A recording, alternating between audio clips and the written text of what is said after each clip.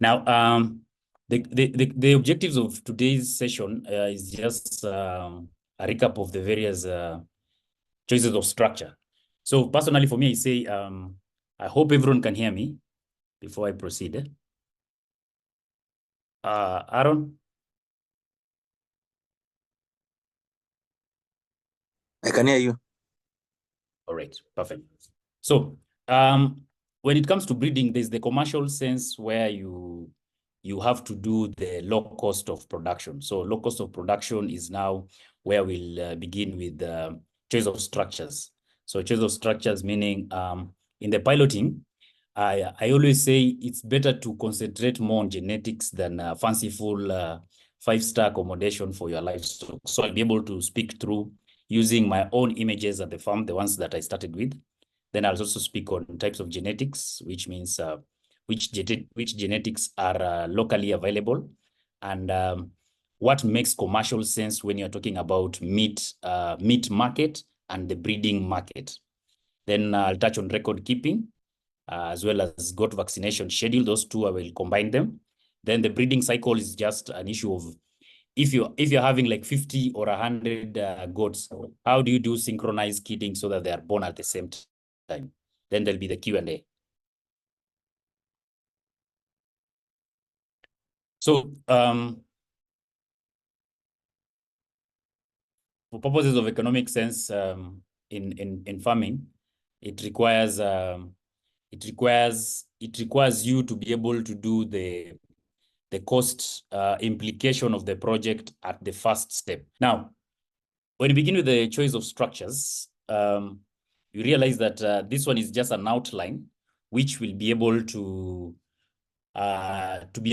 explain to you. So, for instance, here where I'm pointing is a part of the structuring. So, if you are having a small area, then it means you might be required to arrange that structure itself by partitioning. So as you can see where the cursor is, this one is just like for demonstration purposes. So there's the exterior number three, that one, which is just an entrance where you must have a quarantine area. So a quarantine area means that section when you are stocking. So for instance, you might have bought the animals from Soko. So from the market, there are so many diseases, and I will not advise someone who is starting out in terms of stocking just from any market. Ideally, for the market, if you are looking for meat goats just for slaughtering, there's no problem. However, if you're looking for breeding stock, I'll be able to explain to you what you're supposed to look out for when you are sourcing, despite not having that experience in sourcing, but what you can check out for. So ideally, that section 3 is now like the entrance gate, where you can, when you bring them in, you can have like a partitioning where this area which is blue, this will be done later. This one is now an exercising area. So if you're having the bluish section, so if you're having, let's say 100 goats, then it means, or 50 goats, it means you must have an exercising area. And an exercising area is just a place where the goats can stretch even before going to their houses. So you realize goats and sheep, they love relaxing outside than inside the structure. So if you are in a small area, like more of like 50 by 100, then there are certain luxuries that of such structure you cannot be able to do it in this way. However, you can do the partitioning. So now, if you come to the breeding side, you can have like this part, this top part to be like the quarantine area, and put your structure where I put the cursor. You can have that as your quarantine area. So new stock coming in should not be mixed with the old stock. Okay, so which means that at any given point, you should not mix your animals with the other stock. Okay, so I hope you guys are following through. Yeah.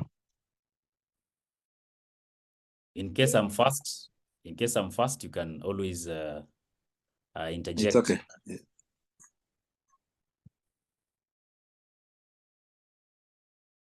So that's what I was saying. When you're doing the planning, the initial planning, even if you're on low budget, you're supposed to plan like a rich person and know, one, I will need the main flock area. So you have one area of the main flock. Okay. Then two, I'll be needing another area where the pregnant females need to sleep separate from the males. So there's one area where you are tackling the pregnant females. Then there's another area you're tackling the male section, which means if you're having a small area, then this same structure, you can do some partition so that the males can sleep on their own. I'll be able to explain why towards the fifth point of breeding cycles. So once you put that male separate, then you'll be able to control your breeding cycles. So your male should not be working with your females throughout the year. Then you have another section of the kidding section.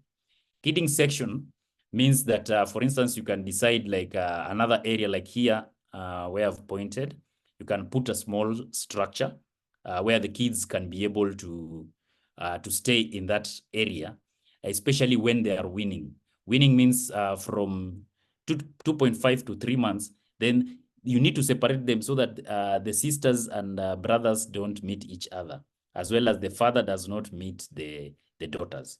So essentially, that's the essence of breeding. So there's a difference between a breeder and a farmer. A farmer looks at 500 animals, let's say goats or sheep.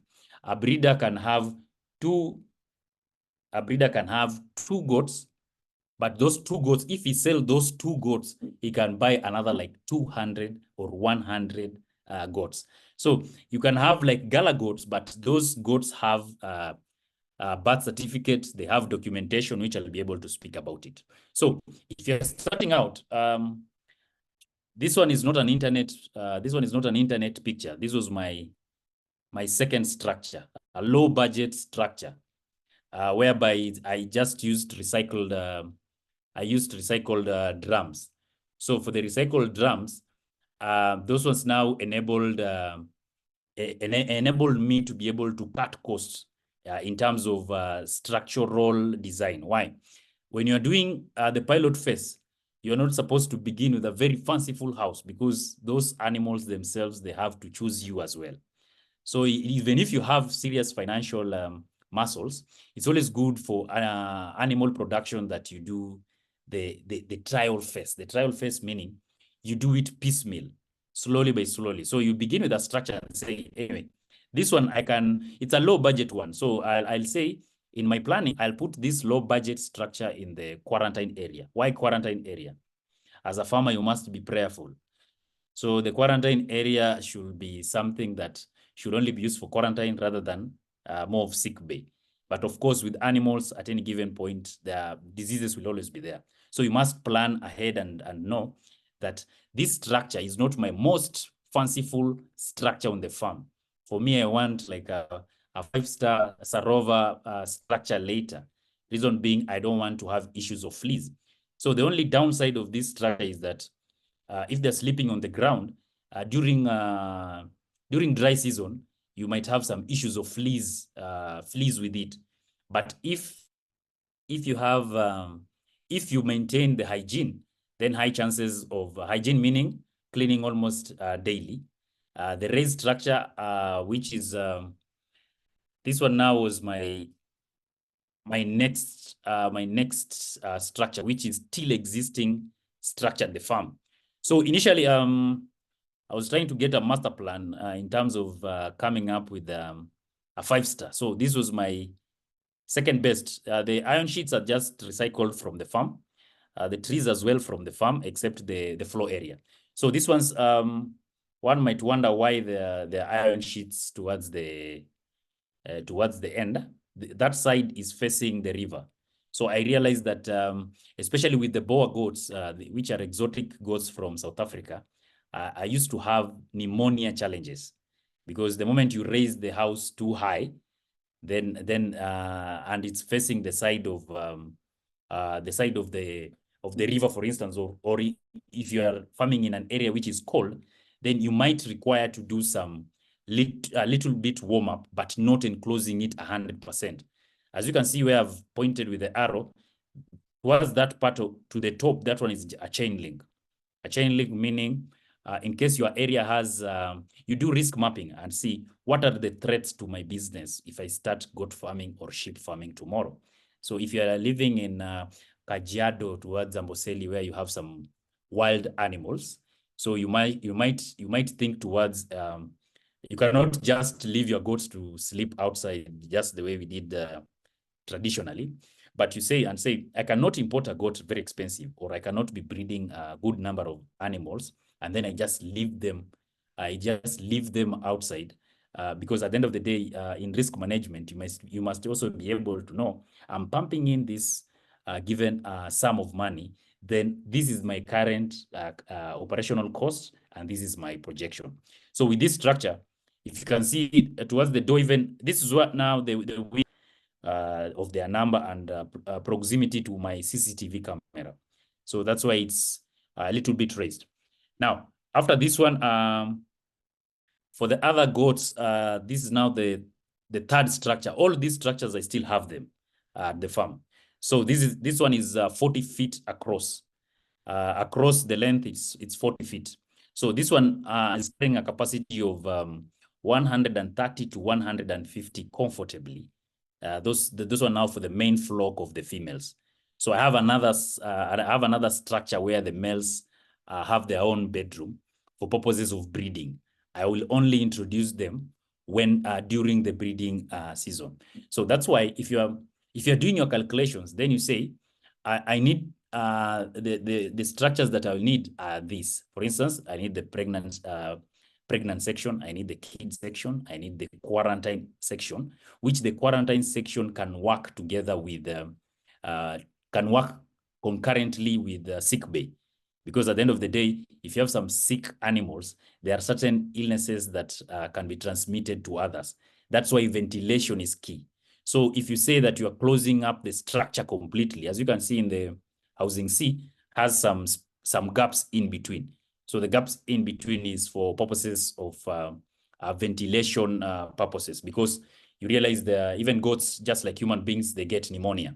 So the pneumonia itself is more of contagious. It's an airborne. So if they are too congested, then it means you'll be having more operational costs when it comes to the antibiotics that you'll be administering, as well as the vet part.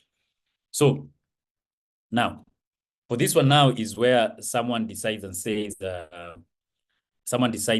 I need a more fanciful structure, where you have done your piloting stage and you're having, let's say, you realize like dairy goats, from personal experience, they don't do so well on free range system. So for them, because of milk production, you realize that at any given point they will want to they will want to be able to do high cost of production of the milk. So the more they work, it means less production. But personally, what I do is during the dry season meaning when they are dry, they cannot be milked, probably they have been served. For me, I do both. So for the dairy animals, I leave them to do the grazing, but when the moment they are pregnant, because they cannot do long distances, I usually ground them. So for such a structure, you realize that it is a little bit more expensive. So personally, I always say it is cheaper to invest on a ground structure for a start before now venturing into a raised structure. So because now for the ground structure, you realize that it can hold more animal as compared to the raised. So the raised requires several sort of calculations to be able to know how many it can be taken into it. The only beauty about such a structure is that there is the drainage. So two ways. You can take it higher or you can take it lower. But when you take the image towards the right, it means it's more of a feedlot system. So if you're on a small acreage, then it means the image to the right might make some economical sense, because you want something where they are grazing, as well as they cannot be rained on, and movement might, the only sad part is movement, because you are restricted in positioning.